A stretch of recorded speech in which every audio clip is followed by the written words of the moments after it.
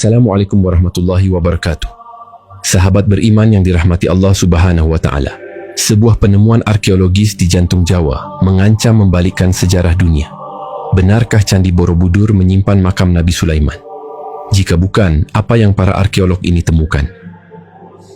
Angin panas menyambut kedatangan Dr. Hiroshi Nakamura di Bandara Internasional Yogyakarta. Lelaki berusia 48 tahun itu melangkah turun dari pesawat dengan wajah tenang, namun pikirannya penuh dengan tanda tanya. Ia bukan arkeolog biasa. Reputasinya di Jepang dikenal sebagai peneliti rasional, keras kepala, dan enggan bersinggungan dengan mistisisme atau kepercayaan spiritual. Namun kali ini, proyek yang ia emban bukan proyek biasa.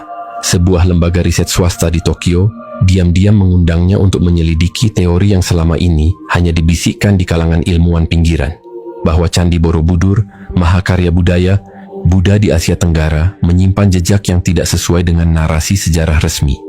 Relief-reliefnya dinilai memiliki kemiripan dengan cerita-cerita dari peradaban yang jauh berbeda, bahkan mencuatkan spekulasi liar tentang keterkaitan dengan sosok legendaris dari kitab suci, Nabi Sulaiman. Tentu Hiroshi tidak mempercayai semua itu begitu saja. Ia menerima tawaran itu bukan karena mempercayai isinya, tetapi karena rasa ingin tahunya yang tinggi terhadap anomali sejarah dan keunikan relief Borobudur yang sejak lama memancing minatnya. Setibanya di kota Yogyakarta, ia langsung dijemput oleh seorang pria berjanggut rapi dan berkacamata tebal, Profesor Ridwan Sastrowijoyo. Nama yang sempat ia dengar di kalangan riset arkeologi Asia Tenggara. Ridwan adalah satu dari sedikit arkeolog muslim yang berani menyampaikan teori kontroversial tentang pengaruh Timur Tengah dalam sejarah Asia. Dicap eksentrik dan bahkan ditertawakan oleh sebagian koleganya, Ridwan justru dianggap oleh Hiroshi sebagai sumber data yang menarik untuk digali, terlepas dari kesimpulannya. Perjalanan menuju penginapan cukup sunyi. Hiroshi menatap sawah-sawah hijau di sepanjang jalan, sementara Ridwan hanya sesekali meliriknya dari spion tengah. "Apa Anda benar-benar ingin tahu, atau hanya ingin membuktikan saya salah?"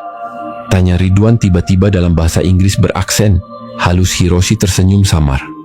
"Keduanya mungkin," Ridwan mengangguk pelan. "Itu lebih jujur dari kebanyakan ilmuwan yang pernah duduk di mobil ini." Malam itu mereka berbincang panjang di ruang kerja kecil milik Ridwan.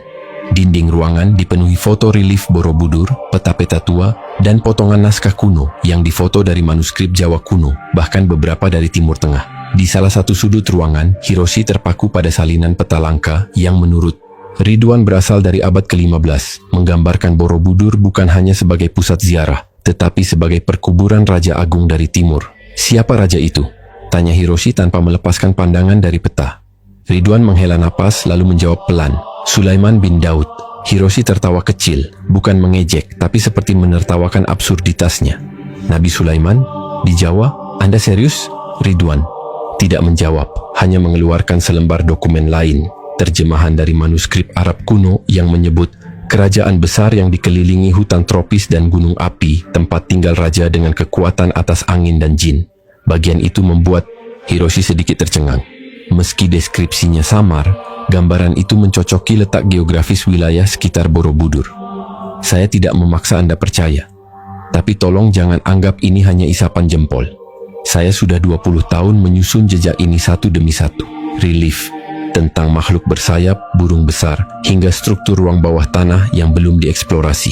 Semuanya menunjuk pada sebuah narasi yang terlalu tua untuk hanya sekadar legenda.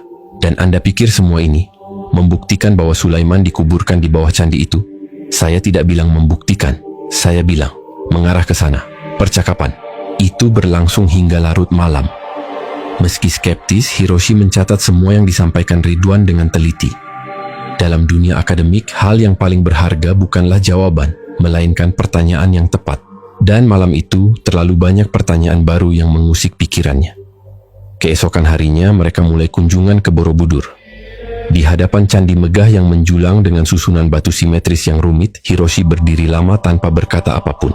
Ia memperhatikan detail relief, lekukan, simbol-simbol yang terasa familiar, namun tidak selalu konsisten dengan ajaran Buddha Theravada. Beberapa panel tampak seperti menggambarkan iring-iringan pasukan dan makhluk tak biasa.